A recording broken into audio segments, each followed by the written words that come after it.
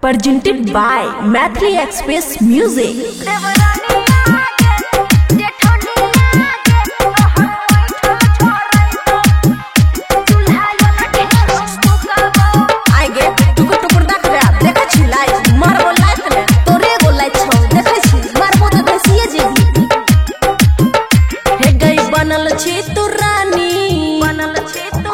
हे गई बनल छी तू रानी तोरा से गोबर ठकबैबो देवरानी आगे तोहर ऐठल छोड़ैबो देवरानी आगे तोहर ऐठल छोड़ैबो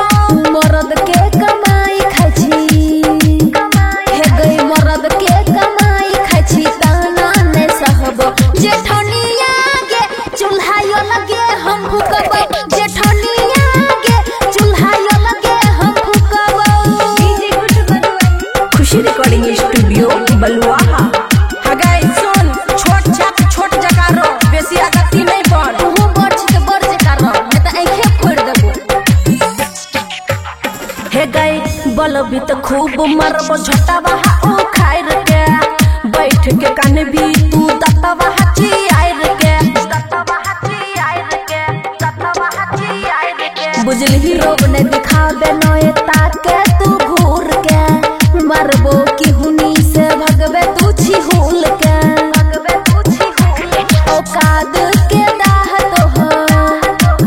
हे गई औकाद के दाह तोहर याब लगैबो जेठनी आगे चूल्हा यो लगे हम फुकबो जेठनी आगे चूल्हा यो लगे हम फुकबो डीजे गुट बदुआ चूल्हा डीजे गुट बदुआ आइ गगलवा के फोन करै छियो आइ तू है ने रहबी काई हम ही ने रहबै चल ठीक छे आइ फोन लगा तू हमहु देख लै छी मिक्स बाय अमन अक्के हे गए नैहर के रही तू बड़ खिलाड़ी कोचिंग के ले तू ओही बसवारी कोचिंग के ले तू ओही बसवारी हे गए हमरा त पता छौ नहीं राके बात गे 10 दिन भागल रही अरवा के साथ गे हे गई आमन चंदन में हे गई आमन चंदन में हमें अलगे करैबो देवरानी आगे तोहर ऐठल छोड़ैबो जेठनी आगे चूल्हा यो लगे हम फुकबो बुझलिही कान खोल के सुन ले खुशी रिकॉर्डिंग स्टूडियो बलुआहा।